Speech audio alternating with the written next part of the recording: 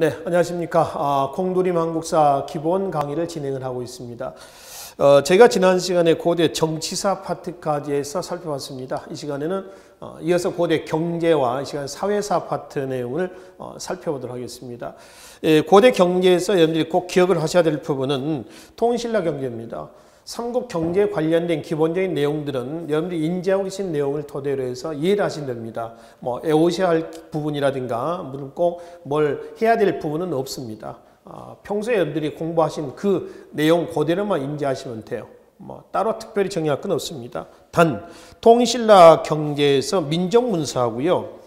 그리고 이제 115페이지 보시면은 통신라 때 등장하고 있는 토지 종류들, 관료전, 노급, 시급 이런 것들에 대한 용어 정리만 하시면 될 것 같습니다. 특히 고대 경제에서는 통신라의 민정문서는 반드시 기억을 해 두시라는 부탁을 좀 드리면서 시작을 하도록 하겠습니다. 자, 민정문서는요, 다른 말로는 신라장적 또는 신라 촌락문서 또는 일본의 그 쇼쇼인, 그러니까 정창원이라고 하는 문서 보관 창고에서 나옵니다. 그래서 정창원 문서. 다양한 용어도 있습니다. 같은 얘기들 전부 다. 이게 언제 때 발견됐냐면 1933년에 일본에서 발견됐습니다. 작성 시기는 통신라 8세기 중엽, 아마 경덕왕대 때로 추정을 하고 있습니다. 서원경, 오서경 지역 중에 하나죠. 서원경을 얘기하는 건 아니고 서원경 부근, 청주 쪽입니다. 4개 촌락을 단위로 기록을 해놨습니다. 밑에 내용 좀 잠깐 보기로 하겠습니다. 자, 목적은 작성 목적입니다. 조세징수 부역징발입니다. 밑줄 좀 그어봅시다. 국가 재정확보책이다라고 이제 보시면 되겠죠. 그래서 조세징수 부역징발을 목적으로 이 장부는 매년 기록을 했다가요. 이 장부를 만드는 것은 3년에 한 번씩입니다. 매해 어떤 그 증감, 수확량이라든지 인구, 가축, 유실수 등의 증감을 기록했다가 3년 단위로 민정문서를 작성을 한다라고 이제 보시면 되겠습니다. 자, 밑에 작성자가 누구냐 그러면 촌주입니다. 촌주는 우리가 바로 앞 시간에 지방제도에서 말씀을 드렸죠. 지방관은 아니라고 했습니다. 토착인입니다. 그러니까 구주, 주, 그 다음에 군, 그 다음에 현, 그 다음에 촌이 있었죠. 그렇죠? 그 촌 단위에서의 행정 담당자입니다.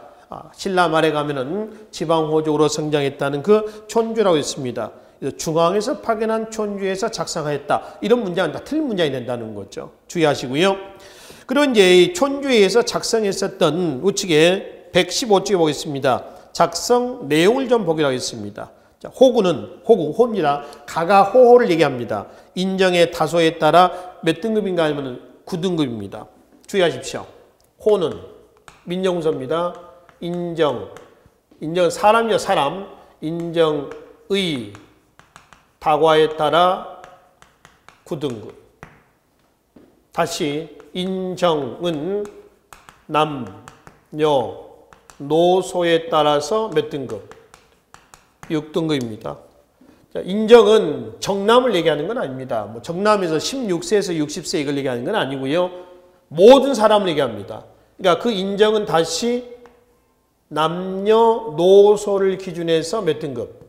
6등급입니다. 정리합니다. 호는 몇 등급이라고 했어요? 9등급이에요. 그죠? 그 다음에 인정은 몇 등급이에요?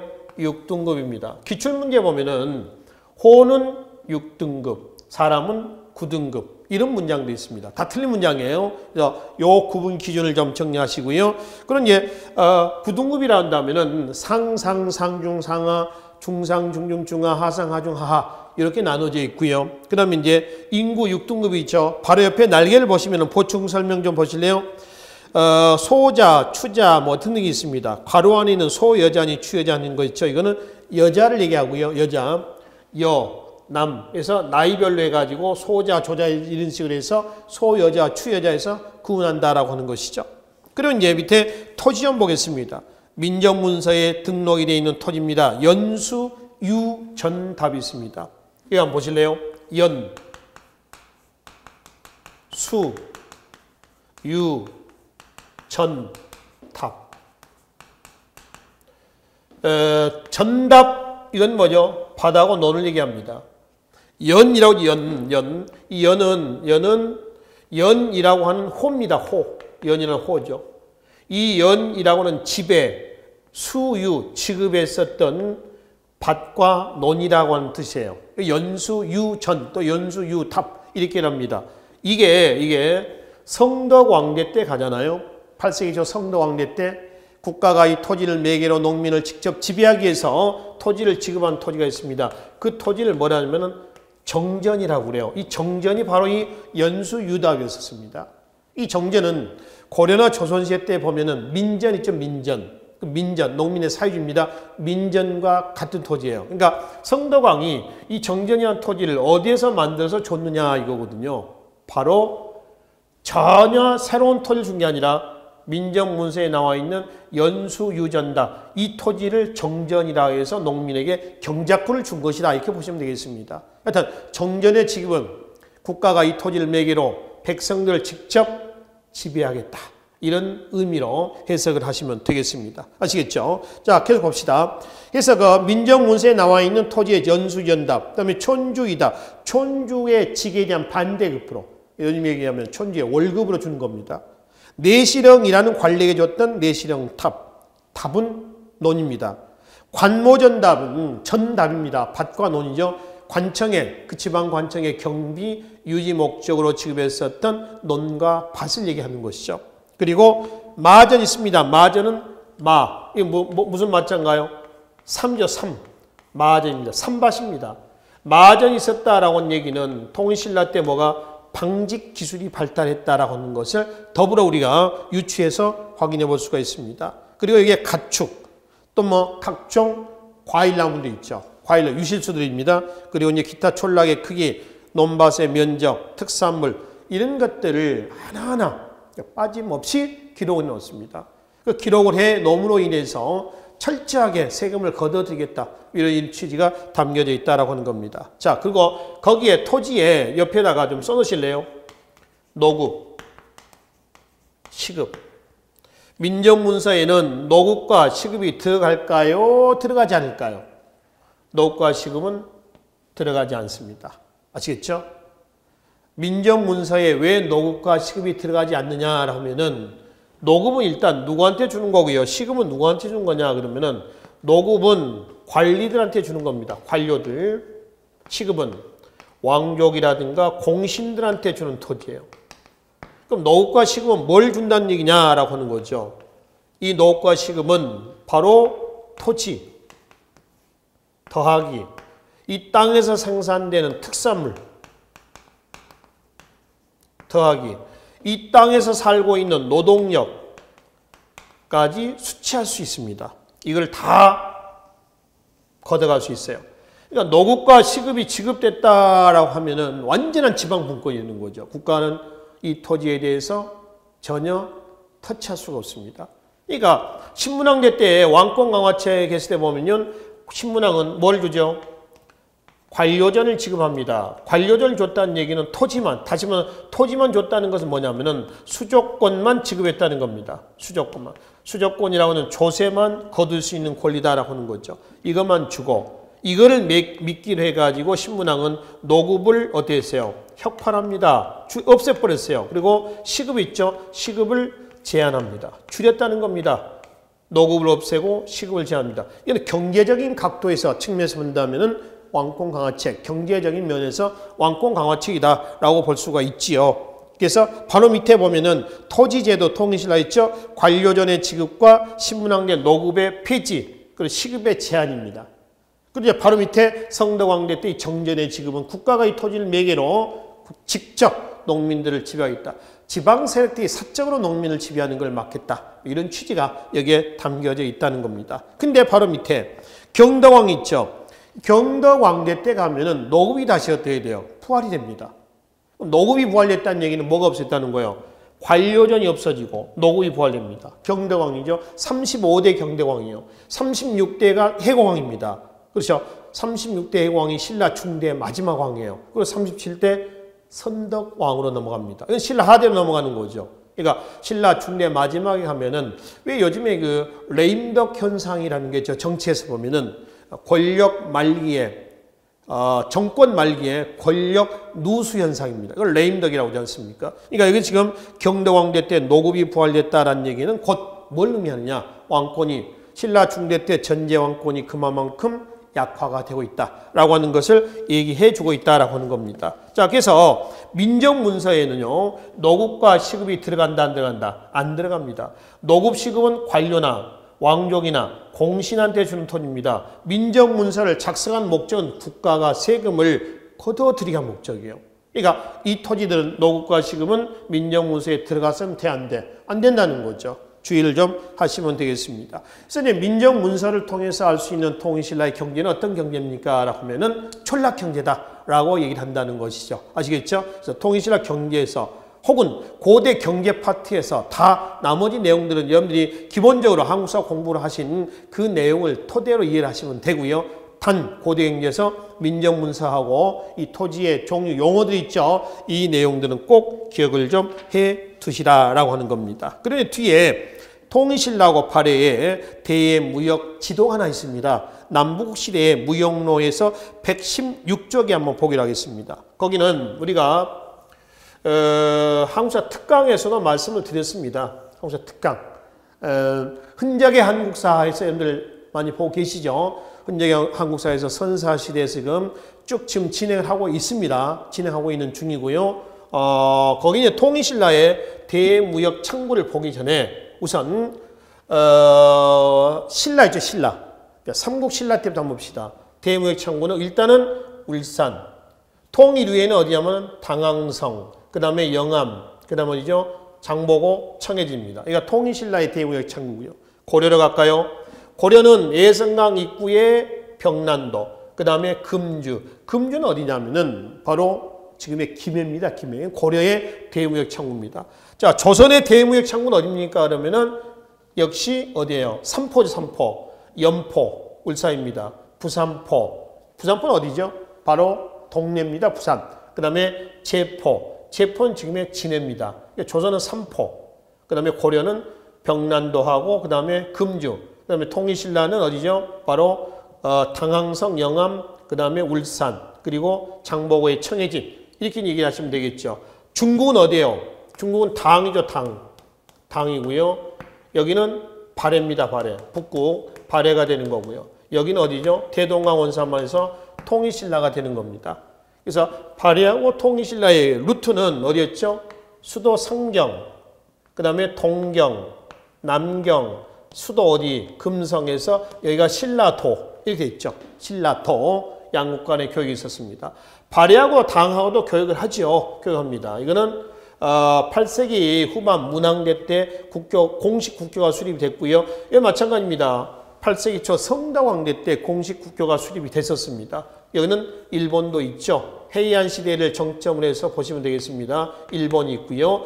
발해하고 일본도 역시 상경, 동경, 그 다음에 교역을 합니다. 이거는 신라 견제책의 의미가 강하게 내재가 돼 있고요. 그렇죠? 그 다음에 신라의 울산이라든가 그 다음에 청해진 등을 통해 가지고 교역을 하고 있었습니다. 그리고 중국하고는 통일신라 어디죠? 삼둥반도, 당항성, 그 다음에 영암, 그 다음에 청해진에서 어디 양쯔강 입구였습니다. 특히 산둥반도라든가 양쯔강 입구에는 활발한 교역의 결과 신라인들의 집단 거류지라든가 또 신라인들의 사찰이라든가 이런 것들이 만들어집니다. 그 지도 바로 위에 한번 보십시다. 신라방, 신라인의 타운입니다. 신라인 타운. 그러니까 신라 마을이죠. 신라방. 그 다음에 신라소. 신라소는 요즘 뭐 영사관이나 대사관 정도 됩니다. 그래서 이거는 자치기관이고요. 신라관은 신라인들이 묵을 수 있는 여관입니다. 숙소, 유숙소를 얘기하고요. 신라원은 사찰을 얘기합니다. 이런 것들이 어디에 있었다는 거죠? 산둥반도라든가 그다음에 어디 양쯔강 입구에 있었다. 그만큼 활발하게 교류를 하고 있었다. 이런 얘기가 되는 것이죠. 그러니까 나중에 문화사에서 말씀드리겠습니다만은 당나라에서 어제 당나라에서 유행한 게 있죠. 유행한 게 있으면 오늘 신라에서 유행을 합니다. 그만큼 막연하다라고 이제 보시면 되겠죠. 그래서 통일신라 당과의 관계고요. 발해하고도 관계. 이 관계 이치도 이게 몇 세기냐면은 7세기에서 몇 세기예요? 10세기 때까지의 대관계라고 말씀을 드렸습니다. 그래서 그 지도 내용을 통해 가지고 7세기에서 10세기까지 관계를 이해를 좀 하시면 되겠습니다. 자, 뒤에 118쪽에 보시면은 발해의 대무역이 당과의 대무역이 있고요. 일본과의 대무역이 있죠. 이것도 지금 말씀드렸던 내용들을 중심으로 해서 이해를 하시면 되겠습니다. 그래서 고대 경제 파트에서는 특이한 내용은 없습니다. 단지 이제 민정문서와 그리고 이제 뭐 노급, 취급, 관료전, 신문왕이라든가 성도왕대 내용, 그리고 한 장을 넘겨서 발해 통일신라의 대외 무역로 있죠? 지도를 통해 가지고 요 내용만 좀 이해를 좀 하시라는 겁니다. 자, 참고로 120쪽에 문제 6번이 있습니다. 이게 이제 장보고 청해진과 관련된 기출문제입니다. 이게 2018년도에 나왔었던 기출문제로 알고 있습니다만은 그 문제를 한번 읽어보시면서 장보고의 청해진 내용을 해석을 좀 하시면 되겠습니다. 그리고 바로 위에 고대 사회사로 바로 넘어가도록 하겠습니다. 이 고대 사회에 그러면 이제 뭐죠? 고구려 백제 통일신라 발해 사일 얘기를 하겠지요. 할 겁니다. 근데 우리가 여기서 살펴볼 부분은 고구려 백제 사회보다는 신라 사회를 중심으로 해서 정리를 좀 하도록 하는데요. 일단 고대 사회의 기본적인 골격을 좀 살펴보고 넘어가도록 하겠습니다. 고대 사회의 특징부터 한번 보겠습니다. 엄격한 신분제 사회입니다. 이 엄격한 신분제 사회에서 어떻게 나누면 귀족, 그 다음 뭐죠? 평민, 그 다음 뭐죠? 천민. 귀족과 평민과 천민. 딱딱 끊어져 있습니다. 엄격한 신분제 사회다. 즉, 계층 간의 차이가 분명하였다. 여기는요, 이런 구조죠. 맨 위에 귀족, 그 다음에 평민, 천민, 이런 구조입니다. 계층 간의 차이가 분명했다는 얘기는 딱딱 끊어졌다는 거예요. 딱딱 끊어져 있습니다. 그러니까 외부에서 봤을 때 말이죠. 딱 보면, 얘는 귀족이네. 얘는 평민이구만. 얘는 천민이구만. 딱딱 구분이 되어 있다. 이렇게 보시면 되겠습니다. 그리고 얘네를 누구라고 하세요? 귀족들입니다. 귀족들은 지네들 체제 유지를 해서 울타리를 쳐놓습니다. 즉, 엄격한 율령 있죠? 율령, 법. 율령을 제정, 반포했다. 엄한 율령을 제정, 반포했다. 아시겠죠? 이게 고대 사회의 보편적인 특징들입니다. 자, 그러면 이제 그 중에서 우리가 어느 사회를 좀 보려고 하냐면은 고구려 백제 사회는 이렇게 이제 묻어두고요. 신라 사회를 중심으로 해서 살펴보려고 하는 겁니다. 우리가 신라 사회를 얘기할 때는요. 신라 사회는 무슨 사회입니까? 라면은 이렇게 얘기를 합니다. 골품제 사회다. 신라 사회에서 얘기할 게 한두 가지겠습니까? 근데 이제 신라 사회를 우리가 한마디로 요약할 때 이렇게 얘기하시면 된다는 것이죠. 여러분들 그 고려 사회 그럼 무슨 사회라고 얘기합니까? 고려 사회를 한마디로 압축해서 얘기한다면 문벌 귀족 사회라고 그러죠. 그렇죠? 그래서 문벌할 때 문은 문무할 때 문자가 아닙니다. 가문 문자였습니다. 그러니까 가문의 권위를 중시한다는 거죠. 그렇죠? 조선 사회를 그럼 무슨 사회라고 그러죠? 조선 사회는 양반 관료제 사회라고 그래요. 근데 양반은 문반과 무반이죠.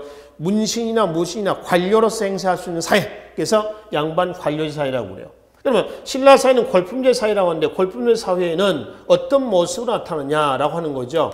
자, 골품제 사회는 혈연, 본의의 어떤 사회요? 폐쇄적인 사회다. 이렇게 합니다. 그죠? 혈연을 본의로 하는 폐쇄인, 개방적인 사회가 아닙니다. 꽉 막힌 사회다. 이렇게 한단 말이에요. 혈연본의의 폐쇄적 사회다. 그러면 혈연본의의 폐쇄적 사회다라고 얘기하는 사람들은 뭐를 그 근거로 얘기를 하겠습니까? 바로 골품제도, 화백, 그 다음 뭔가요? 화랑도. 골품제도와 화백과 화랑도를 통해서 본 신라 사회는 혈연본의의 폐쇄적 사회다. 이렇게 한다는 거죠. 그래서 고대사회 파트에서 여러분들이 꼭 기억을 하셔야 될 부분입니다. 교재 124쪽에 보시면은 화백제도, 화백이 있죠. 그 다음에 화랑도, 그리고 이제 골품제도예요. 그 중에 화백과 화랑도는 시족사회 유풍을 계승한 겁니다. 시족사회는 어느 사회를 시족사회라고 그러나요? 시족은 지금 가족의 개념이라고 있죠. 신석기 사회를 시족사회라고 그러죠. 그렇죠? 시족사회입니다. 그래서 시족사회 유풍에서 화백은 만장일치제, 모든 일은 가족 구성원, 즉 시족 구성원의 합의에서 처리한다는 거죠. 화랑도는 시족사회 특징이 보면은 청소년 집단이 있었습니다. 청소년들만의 집단이 있었다는 거죠. 그 화랑도가 그거를 개선한 겁니다. 그러니 골품제도는 골과 크게 품으로 구성됐다 해서 골품 이렇게 일하는 거죠. 이 세 개 내용을 화백부터 해가지고 우리가 확인을 좀 해보자는 겁니다. 교재 124쪽을 좀 보기로 하겠습니다. 자, 시족사회 유풍을 계승한 거고요. 그렇죠? 그리고 이거는 밑줄 좀 그어놓으실래요? 만장일체 제도가 있습니다. 상대 등의 지휘 아래 만장일치의 어떤 그 회의체예요. 다수결이냐 아니면 만장일치냐라고 하는 부분에서 많이 또 헷갈리기도 합니다. 다수결 아닙니다. 다수결은 아니고 만장일치다. 아시겠죠? 만장일치예요. 상대 등의 진행을 한다고 그랬는데요. 이거는 뒷장에 126쪽에 보시면은 골품표하고 관등조직표가 하나 있습니다. 이건 우리가 삼국시대 때 신라 관등 조직에서 한번 살펴봤었습니다. 17관등인데 신라의 17관등, 17개 관등은 신라의 골품제도하고 밀접한 관련을 가지고 있다고 그랬습니다. 1에서 5까지 묶어요. 6에서 9까지 묶으시고요. 10, 11 묶으세요. 12에서 17까지 왼쪽에다 묶으시라는 얘기입니다. 그러니까 5개, 4개, 2개, 6개였죠. 묶는 기준은 공복 색깔입니다. 그래서 자색, 비색, 청색, 황색 그렇죠. 자, 그 중에 1관등에서요. 5관등까지 묶었죠. 얘네들은 자색의 공복을 입으며 진골만이 될 수가 있으며 얘네들을 대등이라고 하며 얘네들이 어디에 참여하죠? 화백회의에 참여하는 계층들입니다. 그러니까 화백은 진골만이 참여할 수 있다라고 하는 겁니다. 1관등에서 5관등까지. 그치? 이 대등 중에서 화백에 참여한다고 했죠? 대등 중에서 가장 우두머리 대등을 뭘 한다고요? 상대등이다라고 하는 거죠. 백제에서도 그러잖아요. 백제에서 정삼회의에 참여한 사람들이 누군가요? 좌평이죠. 6좌평 아닙니까? 내신, 내두, 이사, 조정, 병관좌평에서 6명이 좌평이에요. 그 중에서 가장 우두머리를 상좌평이라고 했어요. 그 상좌평이 누구냐 했더니 내신좌평이다 라고 말씀을 드렸잖아요. 그래서 상대등입니다. 상이라고 하는 건 최고의 의미죠. 뭐 상남자 이러잖아요. 그죠? 이런 사람들 상남자라고 그러잖아요. 그죠? 그래서 상이라고 하는 최고, 으뜸 뭐 이런 의미를 가지고 있습니다. 그러니까 상대등의 상은 그런 의미다. 최고다. 그래서 공복 색깔을 가지고 1에서 5, 그 다음에 6에서 9, 10, 11, 그 다음에 12에서 17 이렇게 나눈다는 얘기입니다. 아시겠죠? 자, 여기서 문제 하나만. 그럼 반대로 한번 생각해 봅시다. 신라의 관등은 골품을 가지고 관등을 구분하나요? 아니면은 공복 색깔을 가지고 구분하나요? 그러면 후자입니다. 공복 색깔을 가지고 구분한다라고 하는 거죠. 1에서 5까지는 진골, 그죠? 그 다음에 6에서 9까지는 진골과 6두품이 될 수가 있죠. 그 다음에 10, 12는 진골 6두품, 5두품이 될 수가 있습니다. 12에서 17은 다 할 수가 있어요. 그래서 신분에 따라서 위로 올라가고 물론 이런 것도 있겠지만은 공복 색깔도 거기에 관련이 돼 있다라고 이제 보시면 되겠습니다. 아시겠죠? 그래서 이제 신라의 17관등하고 골품제도는 그렇게 보시고 다시 이제 화백으로 넘어가겠습니다. 그래서 화백에 참여한 사람들은 대등이며 대등 중에서 가장 우두머리는 상대등이며 화백은 만장일치로 운영되었었다. 그리고 화백회의 장소는 신라 수도를 중심으로 해서 왕궁을 중심으로 해서 동서남북의 4곳입니다. 아주 신성한 곳이다. 그래서 뭐라고 그래요? 사영지라고 얘기를 한다는 거죠. 4곳의 신성한 곳이다. 이런 의미를 해석하시면 되겠습니다. 자, 밑에 화백의 기능은 박스 좀 치겠습니다. 각 집단의 부정을 막고 단결을 강화하며 만장일치인가 그래요. 그리고 밑줄 좀 그어놔요. 귀족 세력과 왕권 사이에 권력 조절하는 기능가 있다. 밑줄 그어놓으십시오. 그리고 세 번째, 왕의 후계자가 없을 때는 화백회에서 추대하였다. 진지양하고요, 무열왕하고요, 원성왕이 지금 나와 있습니다. 이 사람들은 화백에서 추대가 됐던 사람 중에 하나죠. 자, 진지양은 다음에 진평왕 이렇게 나오나요? 그렇죠? 진평왕. 진지양 앞에 왕이 진흥왕이었어요. 진흥왕에게는 아들이 둘이 있었는데 큰아들이 하나 있었는데 큰아들이 죽었단 말이에요. 그러니까 둘째가 그 거칠부의 지지로 화백에 의해서 왕에 올랐습니다. 근데 이제 너무 문란하다 해서 또 화백에서 끌어내려지게 돼요. 그 진장 다음에 이제 진평왕이 왕이 이제 오르고 진평 다음에 두 딸 선덕여왕과 그 다음에 선덕여왕의 사촌이죠. 진덕여왕이 나옵니다. 그 진지왕이 여기 나와 있고요. 그다음 무열왕은 김춘추예요. 그러니까 진덕여왕 다음에 왕손이 끊기자 귀족이었던 김춘추가 화백에서 만장일치로 무열왕으로 오르게 됩니다. 그죠? 그 다음에 마지막에 원성왕이 있습니다. 원성왕은 신라 하대죠. 선덕왕 다음에 원성왕이 화백에서 만장일치로 추대가 됩니다. 그러니까 이런 왕이 후계자가 없을 때 화백에서 왕위를 추대하기도 했었다. 또 끌어내리기도 했었다라고 하는 겁니다. 국정 총괄 기관이었습니다. 화백의 장을 뭐라 한다고요? 상대등이다라고 얘기를 한다는 것이죠. 자, 두 번째 신라 골품리 사회를 구성하고 있는 화랑도가 있습니다. 화랑, 도는 물입니다. 화랑의 물이에서 화랑도라고 얘기하는 거죠. 역시 시족 사회 유풍을 개선한 것이다 라고 이제 보시면 되겠습니다. 자, 밑에 화랑의 구성을 한번 보겠습니다. 풍월주하고요, 화랑하고 낭도로 구성됐는데, 풍월주, 화랑의 팀장이라고 생각하시면 됩니다. 풍월주, 그 다음에 화랑, 그 다음에 낭도, 그렇죠? 이게 한 팀입니다. 많을 때는 1000명이 넘었다고 그래요. 많을 때는. 그리고 풍월주하고 화랑은 귀족 자제들로 구성되고요. 낭도는 육두품 이하, 육두품 이하입니다. 이하 평민 자제들도 여기에 들어갑니다. 그리고 화랑도는 우리가 앞서 그 고구려 장수왕대 때의 경당에서 말씀을 드렸습니다. 여기서는 뭘 한다고 그랬죠? 글 공부도 하고요. 무수 공부도 하고요. 평민 자제들이 입학한다. 이 세 가지 요건을 충족했었던 교육기관이 5세기 때 고구려의 경당, 6세기 신라 화랑도, 19세기 말 근대 사립학교의 시초에 있었다는 뭐죠? 원산학사 이런 것들이 있었단 말이에요. 아시겠죠? 세 가지 요건을 충족하는 특히 고대 사회, 특히 신라 사회, 고대 사회는 보세요. 엄격한 신분제 사회에 있었으며 계층 간의 차이가 분명했다고 그랬습니다. 딱딱 끊어졌단 말이에요. 그렇죠? 근데 지금 화랑도의 구성 멤버를 보면은 귀족과 평민 자제들도 같이 화랑도라고 하는 팀 안에 구성이 되어 있었습니다. 그래서 화랑도의 기능에 보면은 125페이지 맨 위에 보겠습니다. 낭도는 화랑도의 구성원 중에 낭도입니다. 육두품 이하의 평민층도 참여해서 밑줄 그어놔요. 여러 계층이 같은 조직 속에서 일체감을 갖고 활동함으로써 계층 간의 대립과 갈등을 조절 완화하는 구실로 했다. 밑줄 그어놓읍시다.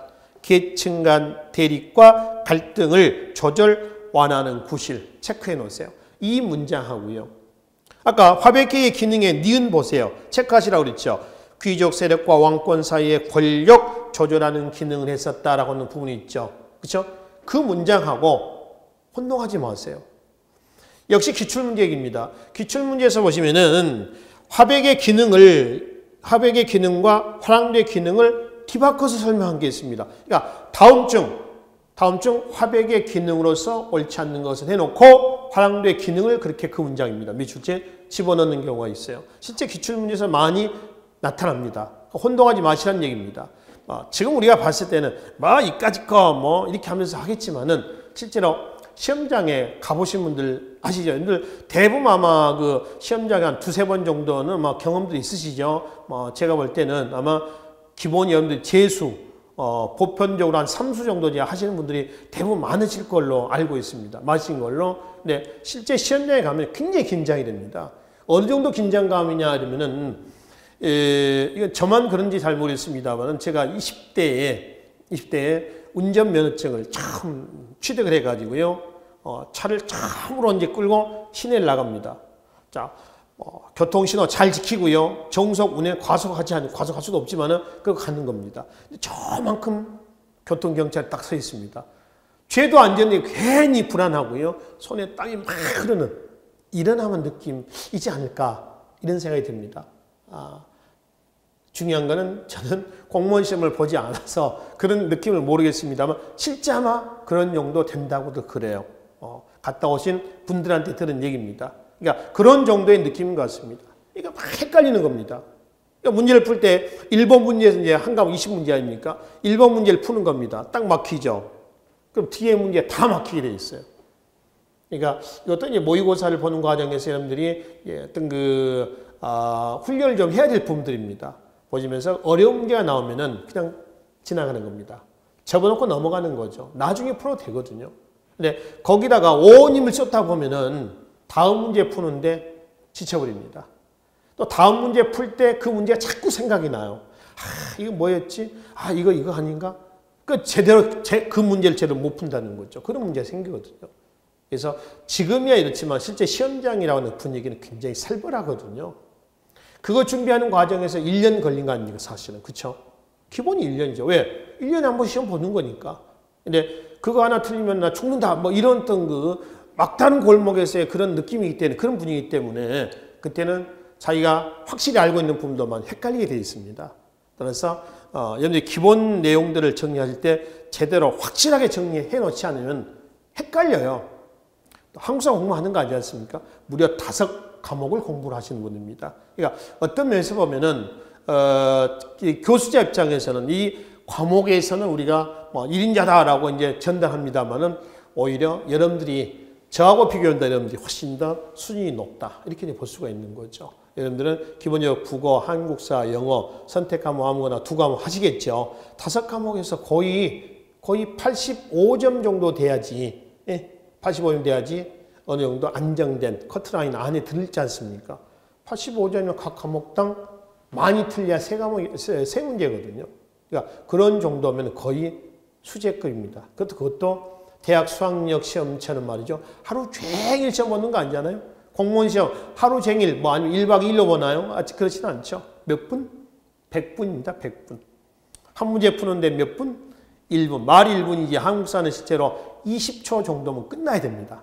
읽고 OX 구분하고 체크하고. 그래서 그게 20초예요. 그래야지 요즘에 이제 지문이 늘어나고 있는 국어 과목이라든가 영어 과목 이런 부분에서 영어 과목 어떤 문제를 보면 어느 때 보면은 거의 한 페이지가 영어 지문이에요. 그 언제 독해를 다 하고 있습니까? 그건 이제 답을 찾는 요령이 있겠지요. 그런 부분들을 공들이면서 여러분들이 전달하려고 하는 겁니다. 아시겠죠?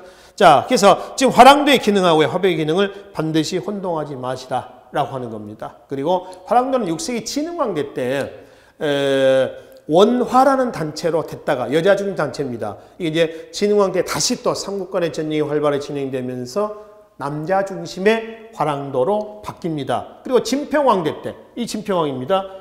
원광법사위에서 세속 5개가 만들어집니다. 사운이충, 사친이요, 교의신, 임전무태, 살생유택에서 세속 5개가 만들어진다라고 하는 겁니다. 이 세속 5개하고요. 화랑도의 이념을 얘기하는 겁니다. 그 다음에 임신서기석이 있죠. 화랑도에 관련된 금성문 그러면은 2명의 화랑이 3년 안에 학업을 마스터하고요. 국가유사시에 나가서 목숨 바쳐서 우리가 죽자. 이걸 맹세한 돌입니다. 그걸 지금 와서 이제 임신년의 맹세를 기록했다. 그래서 뭐라고 그래요? 임신서기석이다라고 얘기를 하는 것이죠. 그래서 이 2개는 신라인들의 사회 윤리, 명예 이걸 중시했었다는 증거입니다. 그래서 임신서기석, 세속 5개는 뭘 의미한다고요? 신라인의 사회 윤리와 명예를 중시하는 대표인 자료다. 이렇게 묶어놓으시라는 얘기입니다. 자, 마지막 신라 골품제 사회를 얘기할 때 또 하나 빼놓을 수 없는 것이 골품제도입니다. 아까 말씀드렸죠. 골품제도라는 하는 것은 골품, 골제와 그 다음에 두품제가 합쳐진 겁니다. 골제, 성골이냐, 그 다음에 진골이냐, 이거죠. 골제와 그 다음에 두품, 6두품, 5두품, 4두품 그러죠. 그래서 두 단어가 합쳐진 것이 골품이에요. 골제는 맨 위에 성골, 그 다음에 진골, 그 다음에 두품제는 누구죠? 6두품. 6두품의 별칭은 뭐라고 했어요? 등란이라고 했습니다. 최천이 한 얘기라고 그랬죠? 대족장 출신이고요. 5두품은 중족장 출신들입니다. 4두품이 있죠? 4두품은 소족장 출신이에요.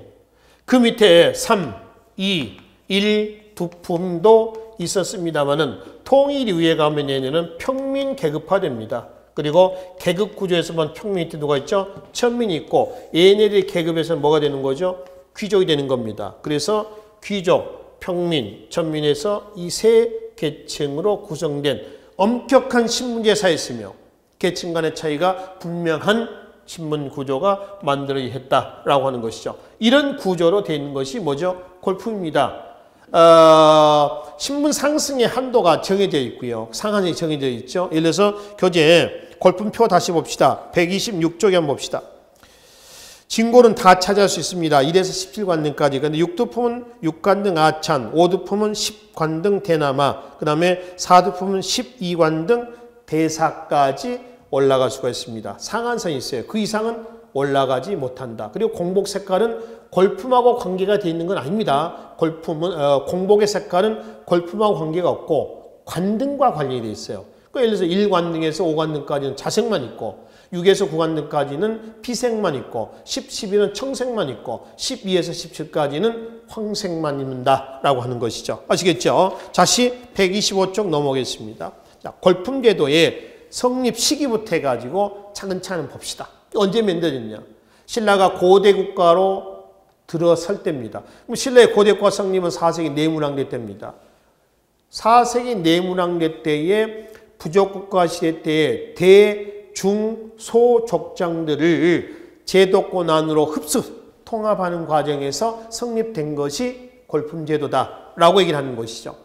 그러니까 대족장에게는 6두품을 주고 중족장은 5두품을 주고 그 다음에 소족장에게는 뭐를 준다고요? 4두품을 주고 이게 됐다는 것이죠. 아시겠죠? 그 다음에 골품제도의 완성으로 언제냐? 성립은 이제 4세기 내문왕대 때 신라가 고대 국가로 중앙집권 국가로 들어설 때고요. 마련이 된 것. 그러니까 골품제도가 완전히 법제화된 것은 신라의 율령이 반포가 된 시기입니다. 6세기 중엽 법풍왕이죠. 신라 6세기 중엽 법풍왕 때 율령 반포를 알려주는 금성문이 뭐라고 그랬어요? 울진 봉평비라고 말씀을 드렸죠. 그러면 이제 골품제도는 언제 때 무너지냐? 후삼국시대 때입니다. 신라하대죠. 골품제도에 모순이 노출되면서 약 156년간 20명의 왕이 교체가 되는 대혼란이에요. 그런 골품제도의 혼란에 쐐기를 박은, 그러니까 골품제도의 어떤 치료약이 나오는 거죠. 이게 신라 하대 때 가면 누가 나와요? 반골품 세력들 나옵니다. 누구였었어요? 육두품, 지방호족입니다. 특히 육두품들이 제창했던 골품제도의 가장 좋은 치료약이 유교 이념입니다. 유교라고 하는 이데올로기를 통해서 신라하대의 모순을 극복을 하고요. 그것이 고려 건국으로 바로 넘어갑니다. 그러니까 고려 건국의 주체 사상, 풍수지리설, 선종, 지방호족 관련돼 있죠. 그 다음에 하나는 뭐예요? 육두품과 관련된 유교입니다. 그러니까 육두품 지방호족 얘네들이 고려의 문벌 귀족으로 자연스럽게 이제 지배계층으로 성장하게 되는 것이죠. 그리고 이 밑에 골품제도의 성격을 좀 보기로 하겠습니다. 골품은 개인의 신분뿐만 아니라 친족의 등급도 표시하고요. 니은 보겠습니다. 골품에 따라 사회적 제약이 적용됐는데 결혼, 가옥의 크기, 수레, 생활 용기, 그치? 그리고 신라인대 정치 사회 활동의 범위를 결정을 했습니다. 그러니까 골품제도는 개방적인 제도는 아닙니다. 폐쇄적인 거죠. 지네들끼리끼리 그네들만의 리그전이다 라고 이해를 하시면 되겠습니다. 그래서 이제 구성된 골품은 성골, 진골, 육, 오, 사두품 이렇게 나눠져 있는데 특히 여러분들이 그 중에서 기억을 하셔야 될 신분이 누구냐면은 육두품, 등난이라고 하는 최치원의 사산비명이라고 하는 저서가 있습니다. 거기에 성주사, 충청남도 쪽입니다. 성주사 낭해화상 비문에 보면은 최천이가 육두품 최천이 스스로 자기 자신을 등난이라고 했습니다. 등난은 지게 가면 어렵다 이런 뜻이거든요. 근데 뭐가 어렵냐? 6관등 아찬 이상 못 올라가서 5관등 아찬, 대아찬까지 못 올라가서 어렵다 해서 등난이 아니고요. 아무나 육두품이 되는 건 아니다. 육두품으로서의 자존심이 들어가 있는 용어가 등난이다 이렇게 보시면 됩니다. 그리고 이 육두품은 신라 중대 때 육두품의 역할하고요. 신라 하대 때 육두품의 역할을 분명히 구분해서 꼭 기억을 해 두시라라고 하는 겁니다. 아시겠죠? 신라 중대 육두품은 전제 왕권 강화의 핵심 참모 역할을 합니다. 킹메이커 역할을 하는 거죠. 근데 하대 때 육두품, 아까 여기서 말씀드렸죠? 앞에서 누누이 말씀드렸습니다만 신라 하대 육두품은 어떤 사람이었어요? 반골품 세력이요. 등을 돌립니다. 그래서 신라 중대 사실, 하대 사실 설명을 하고요.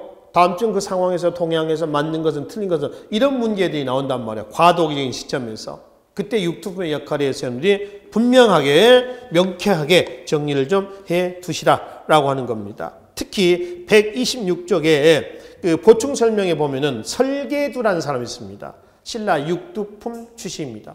당나라로 밀항을 해서 당나라에 가서 당의 어떤 장수가 돼서 싸우다가 고구려하고 이제 나당전쟁이 고구려하고 여당전쟁이 일어나지 않습니까? 그래서 이때 죽었던 사람인데 골품제도 때문에 신분 상승의 어떤 그 꿈이 접힌 거죠. 그러니까 당나라는 문벌귀족 사회입니다. 능력을 본인한 사회거든요. 능력 있으면 올라간다는 겁니다. 싸웠어. 죽었어. 당태종 얘 누구니? 했더니 신라 사람 설계두입니다. 육두품. 왜 여기서 죽었냐? 신라의 그런 것 때문에 와서 죽었습니다. 그래서 자기가 입고 있던 옷을 벗어서 덮어줬다라고 하는 거죠. 이게 신라 육두품의 모습입니다. 그러니까 신라 사회가 갖고 있는 폐쇄적인 구조로 인해서 능력을 제대로 펼치지 못한 비운의 육두품이었던 설계두에 대한 내용이 우리가 사료상에서 확인해 볼 수가 있겠습니다. 그리고 채천 얘기도 있습니다. 밑에 채천도 육두품 채천입니다. 근데 예외적으로 채천은 나중에 진골로 흡수를 해줍니다. 진골이 돼요. 원래 신분은 육두품이다라고 이제 보시면 되겠습니다. 자, 그리고 이제 밑에 통일신라 사회 부분은 이거는 우리가 정치사에서 설명했던 부분들입니다. 그 내용 그대로 좀 정리하시고요. 그리고 신라 하대에 가면은 우측에 농민의 봉기 있죠. 이 농민의 봉기 뒤에 초족의 봉기, 여주 고달산 농민의 항쟁, 원정과 애노의 봉기 등이 있습니다. 이거는 나중에 고려 건국 과정에서 다시 말씀을 드리겠습니다. 우리가 정치사에서 후삼국 시대 때 부분은 좀 접어놨었죠. 바로 앞 시간에. 그 부분하고 같이 연계가 되는 부분이거든요. 제가 이거는 꼭 빠지지 않고요. 나중에 고려 건국 과정에서 꼭 짚고 넘어가 가겠습니다. 왜냐하면 과도기적인 시기의 사실들은 중요한 부분들이거든요. 그래서 일단 여기서 우리가 다루지 말고요. 고려 건국 과정에서 따로 다루도록 하겠습니다. 그 부분들은. 그리고 발해 사회는 이원적인 사회입니다. 지배층은 대다수의 고구려인의 소수의 말가린, 피지배층의 대다수는 말가린의 소수의 고구려인입니다. 전체적으로 지배층은 고구려, 피지배층은 말가린. 이렇게 해서 발해 사회는 이원적인 사회 이렇게 구분하시고요. 그래서 문화 자체가 지배층은 고구려 문화를 중심으로 하고요. 피지배층은 말갈 문화를 중심으로 해서 유지가 됐다. 이게 발해 문화가 대다수 말가인들이 있었기 때문에 발해 문화가 성숙되지 못한, 발전하지 못한 하나의 요인으로 이해를 하시면 되겠습니다. 자, 그래서 고대 경제 파트에서의 민정문서 내용과 고대 사회에서의 신라 사회의 내용을 중심으로 해서 고대 경제사회 파트는 마무리를 짓도록 하겠습니다. 다음 시간에는 21번째 주제 고대 문화사에서 고대 문화의 성격부터 해서 삼국 그리고 통일신라 발해 문화의 전반적인 내용을 한 2시간에 걸쳐서 살펴보도록 하겠습니다. 수고하셨습니다.